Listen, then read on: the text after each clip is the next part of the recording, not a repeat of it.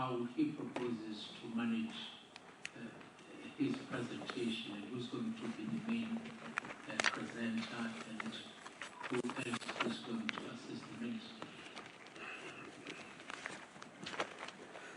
Thank you very much, Chief Justice and members of the panel.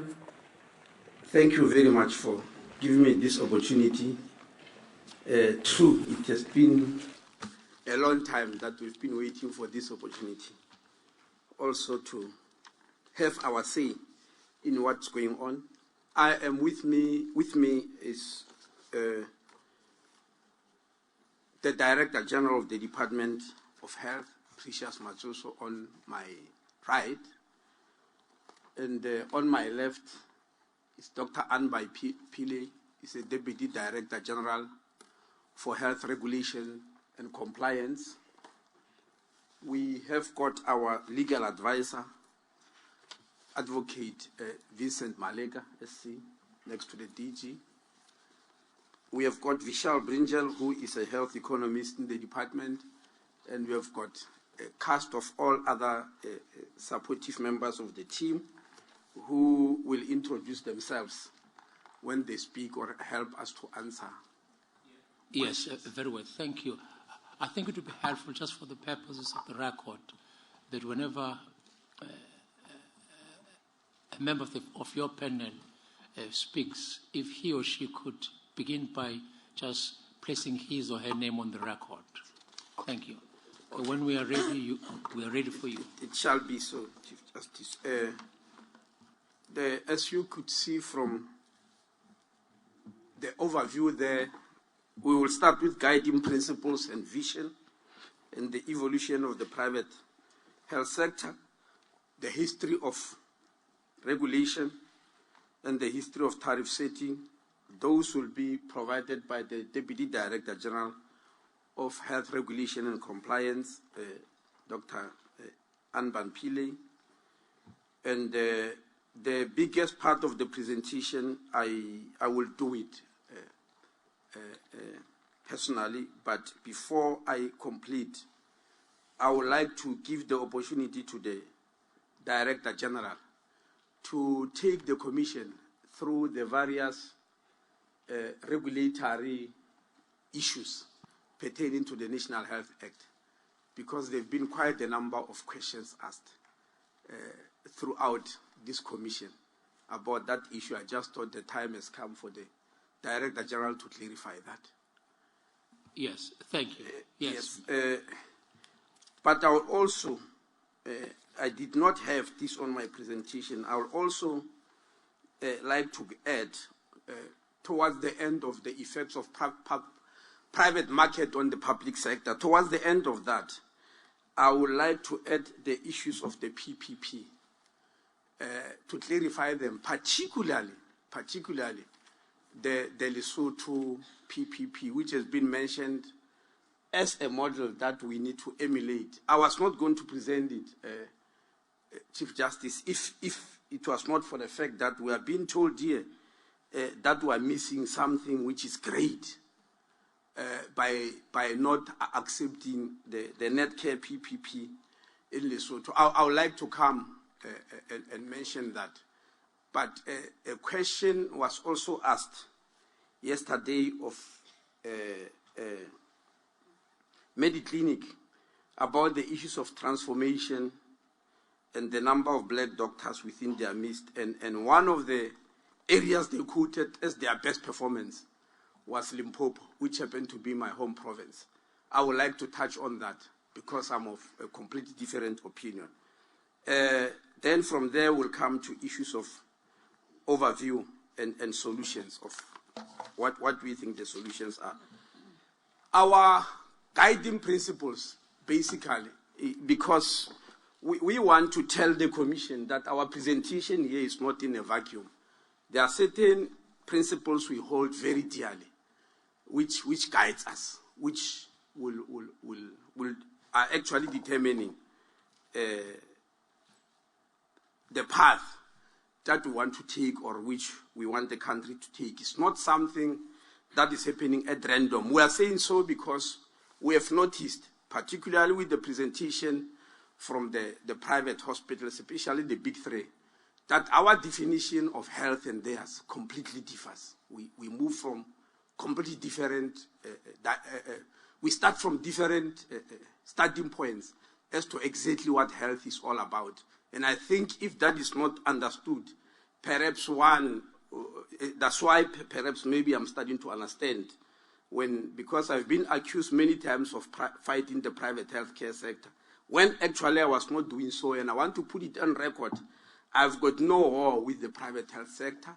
There's been some corridor talk that part of NHI is to kill the private health sector. I want to put it on record that there is no plan to do something like that. There's no plan to kill or abolish the private healthcare sector. It's not in any one of our policies. It's not in any secret corner. We've never discussed such an issue anyway. I want to put that on record.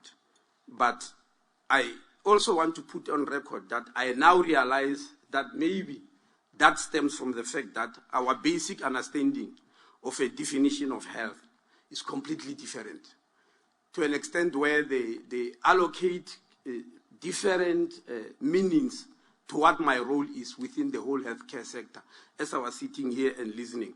Firstly, we take our definition of health from the preamble of the Constitution of the World Health Organization that describe health not just the absence of disease or infirmity, but the state of good physical, mental, and social well-being. And that enjoyment of the highest attainable standard of health is a fundamental human right without distinction to race, without distinction to religion, to political belief, economic or social condition. And that health of all people is a fundamental to the attainment of peace and security, and is dependent upon the fullest cooperation of all individuals and the state, cooperation of all individuals and the state. This was adopted between the 19th and 22nd of July, 1946 in New York. It's a very, very important guiding principle. As I was listening here, it looks like this principle is completely absent from some, especially the issue of the health for all the people, all, the word all. I want you to note, Chief Justice, that the word all is going to appear quite a lot in my presentation. This is the first all. I'll show you where the second all is. All the people, because as I listen to the other presentation, especially from the private hospital sector, they seem to be believing that the world consists of those 16% of the population they are able to take care of. The other 84% does not seem to be existing. And I don't know where we are going to throw them to, because they are very much citizens of this country. So I want you to underline that Constitution of the World Organization is talking about all the people. And it's emphasizing that the distinction of race, religion, political belief, economic or social condition should not count. From there, the Alma Ata Declaration, the World Health Organization called a conference at the small town of Alma Ata. The Alma Ata was in the former Soviet Union before the dissolution of Soviet Union. If I'm not mistaken, it's in a state called Kazakhstan now. There was a World Health Organization of conference on primary health care, which is just commonly known in health as the Alma Ata Declaration. That is the declaration they came out with. The first declaration was to emphasize the definition of health. The second one, which I think is very important, especially for this hearing, is that they said, which you call Declaration 2, the existing gross inequality in the health status of people, particularly between developed and developing countries, as well as within countries themselves, is politically, socially, and economically unacceptable, and is therefore of common concern to all the countries. This is the second all. As I promised, that there will be all in most of the presentation. But I want to emphasize the fact that as far back as 1978, it was already being apparent that there is gross inequality of health status of the people of the world. between developed and developing world, but even within countries, within borders of the same country, which matter is very much applicable within the Republic of South Africa. They said, whether you look at it politically, whether you look at it socially or economically, is completely unacceptable. And it concerns us all. And this is one of the issues that we are looking at very closely. Then the concept of universal health coverage. The goal of of universal coverage is that all people, that is my third all people obtain the health services they need without suffering financial hardships when paying for them. That's how, it's a type of healthcare system where all people, when they need health services, they must not suffer financial hardships, as is the case with the majority of people in our country. The other consideration, very serious consideration, I was happy to hear it being quoted this morning by the legal advisor of Netcare, but I still wanted to know in which direction it was being quoted. I couldn't get what is the direction. The fact that we have got a constitution in the Republic of South Africa, and Section 27 of the Constitution provide that everyone, that will be my fourth all, because I will argue that everyone means all. Everyone has a right to have access to healthcare services, including reproductive healthcare, and the state must take reasonable legislative and other measures within its available resources to achieve the progressive realization of each of these rights. And I want to argue that in our understanding, reasonable legislative and other measures might include regulation. Not only regulation, it might have to include it if we have to take those steps that these rights must be realized. And the third one, very much abused most of the time. If we get time, we might give you a few examples where it's abused. Subsection 3 of Section 27 of the Constitution. No one may be refused emergency medical treatment. That is very greatly abused, and we are trying to put up steps to bring an end to it. We must confess as government that we have not taken action most of the time about that serious transgression of the Constitution, but we want to put it on record that there's been quite a number of transgression in as far as subsection 3 of the Constitution, of Section 27 of the Constitution is clear. And we want to state that here, our understanding is that as a state, as a Minister of Health, I've got an obligation. It's not something that I just have to choose, or I can decide to choose or to ignore. It's an obligation on me to make sure that this right to health is realized, and I must do everything in my power to make sure that of that realization. From there, another guiding principle is the National Health Act, Act number 61 of 2003.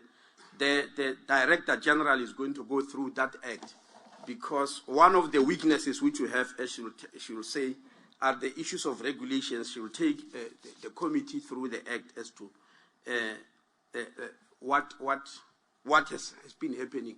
But our last bullet point there is to additionally and explicitly state that it encompasses both public and private providers of health. As I was listening to presentations here and in many other fora, there are people who believe I'm a minister of public hospitals, not even of health, but of public hospitals and clinics, and confine my job there. That's why when I do other duties, they believe it's encroachment or it's interference in something that is not my work. I want the committee to know that we regard the National Health Act as binding to both the public and private providers of health.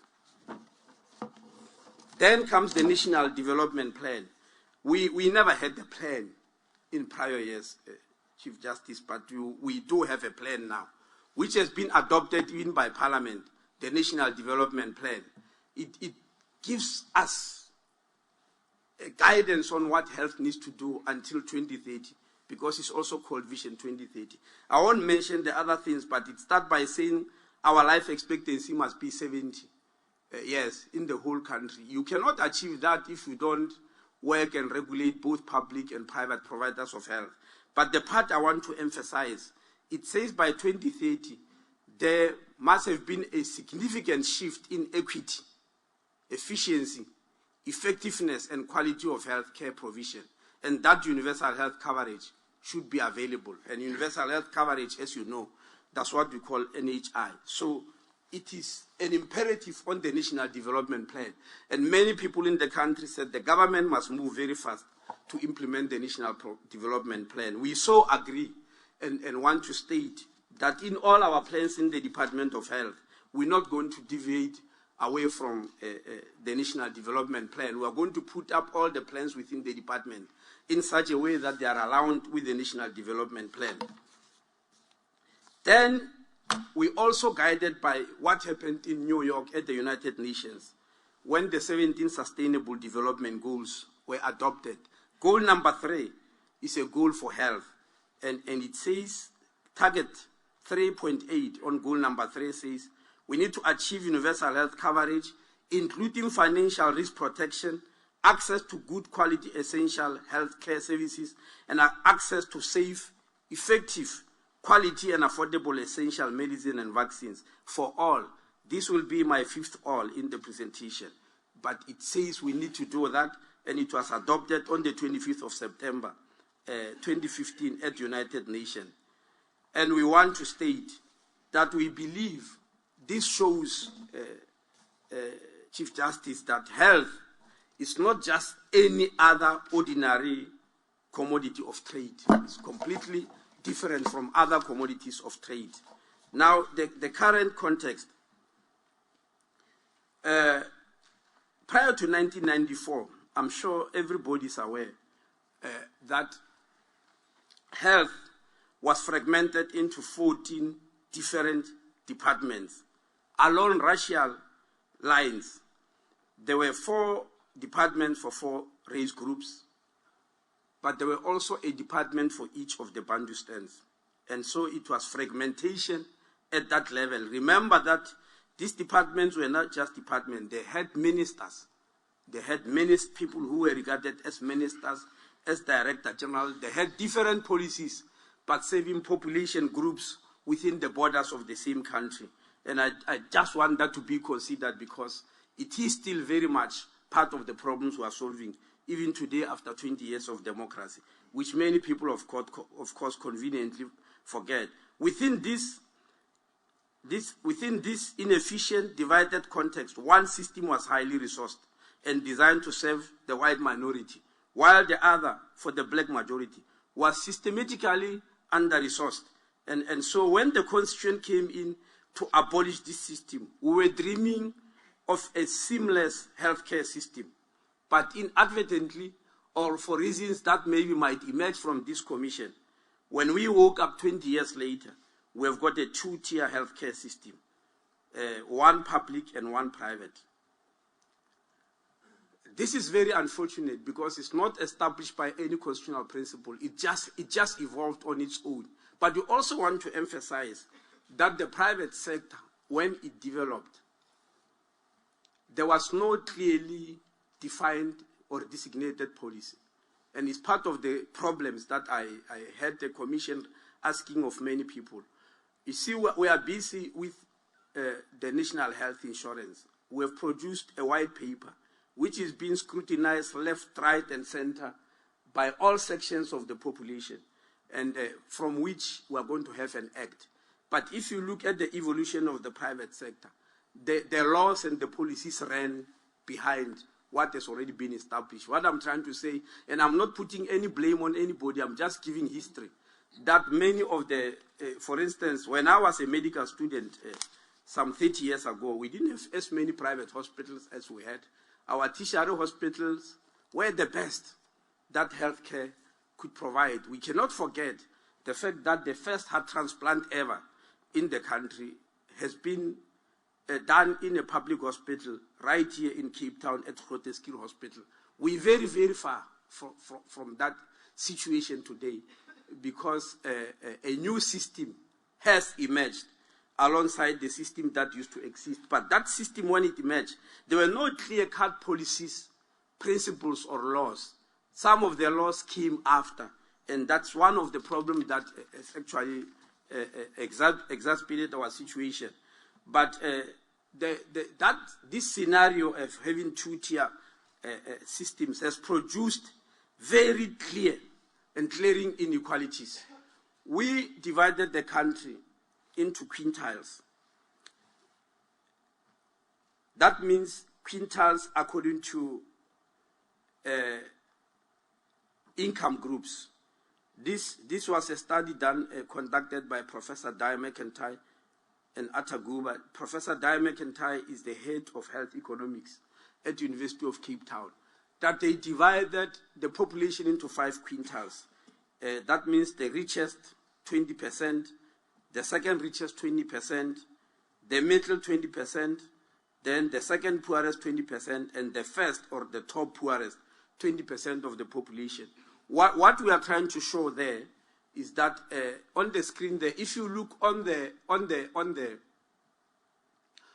right at the bottom, that blue color there represents the percentage of the needs of share of need of the poorest 20% of the population. That means the poorest quintile. That blue color there represents their health needs. But when you move to the left, you look at their benefits, much, much smaller than their needs. But that's what they get from the healthcare system. But when you move to the top, that red color, I don't know whether it's red or pink. It appeared pink on the screen. On the paper I'm having, it appears red. Right at the top there, you see the health needs of the richest 20% of the population right there on top. Very small health needs. But when you look at the left, you find the benefits that they get, much bigger than their needs. So we are running a healthcare system whereby the poorest do not get what they need in terms of health.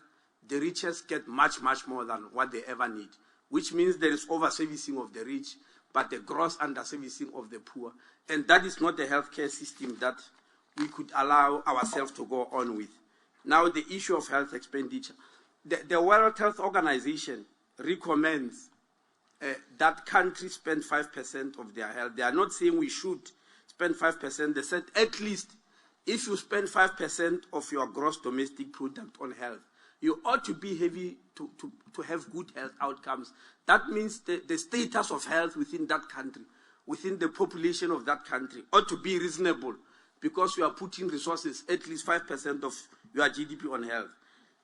South Africa is already at 8.5 of the GDP, which means we're supposed to be counted among the countries whose health outcomes are the best in the world. But that is not so. It is not so because of the manner in which the money is divided. Because 4.4% of that GDP on health goes only to 16% of the population. That's about 8 million people. But 4.1%, a lesser amount of that GDP, has to serve 84% of the population. There is no measure or indication of gross inequality than what you see on the screen there. It does not exist anywhere in the world that we can explain gross inequality more than the manner in which it is shown on the screen. And that is another problem that we need to solve, that we are faced with. Now, are we the only country in the world that are faced with health challenges? By all means, no. The Director General of the World Health Organization, Dr. Margaret Chan, at the 65th World Health Assembly in Geneva, when she has just been elected for the second 5th term of office, for the second 5-year term of office, she outlined what she called 7 structural problems of health, faced by health systems around the world. That this rising healthcare cost, yet poor access to essential medicines, especially affordable generic medicine, that there is emphasis on cure that leaves prevention by the wayside. And I've had a lot of it since yesterday. Healthcare system based on a curative model that leaves prevention by the wayside. And she said we also have problems of costly private health care for the privileged few, but second-rate care for everybody else. I want the Commission to know that she's not complaining about private health care for the privileged few, but costly. The word costly. It is costly, but it's for the privileged few. and I've already mentioned the numbers, and then for everybody else is second-rate care. And then she said there's grossly inadequate number of staff or the wrong mix of staff, and the weak or inappropriate information system. Number 6, Chief Justice, I need to explain, weak regulatory control. In South Africa, that is very clear. And a report by Judge Judy Colapen, when he wrote that report before he became a judge, when he was the chairperson of the Human Rights Commission, he was doing public inquiries about access to Section 27 of the Constitution, access to health in terms of Section 27 of the Constitution. He came across this issue and he wrote in the report and warned us that there is weak regulatory control here, because he pointed that in private health care, whereas you have got two arms, the funders and providers, we are regulating only the funders. We do have a statutory body called the Council of Medical Scheme that is regulating the providers. There is absolutely no clear-cut mechanism the Council of Medical Aid Scheme is providing the funders. The providers is a big struggle to regulate them. And that's the DG is going to be maybe outlining at the same time, Dr. Pile, our struggles in regulating the providers of healthcare services.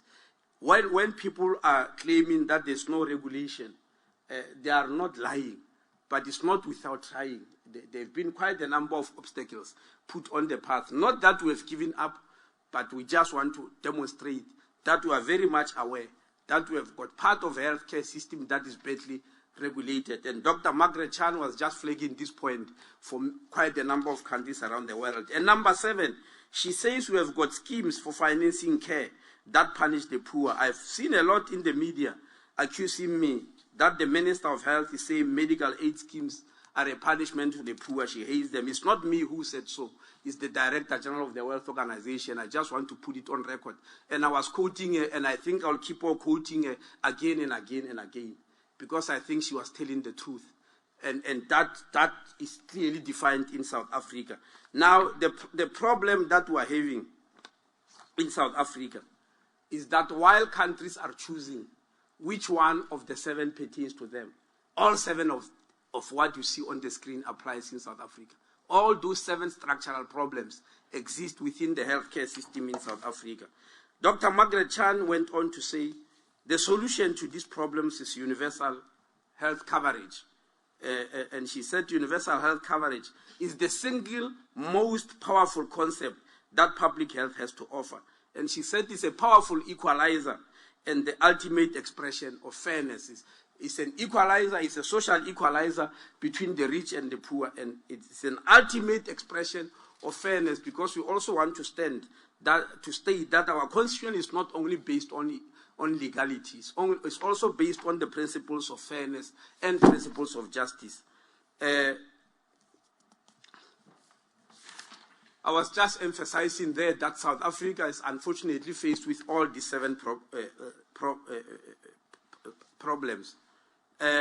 According to the National Development Plan, after telling us what we need to do until the year 2030, the National Development Plan said ultimately there are 2 problems that the healthcare system in South Africa must solve.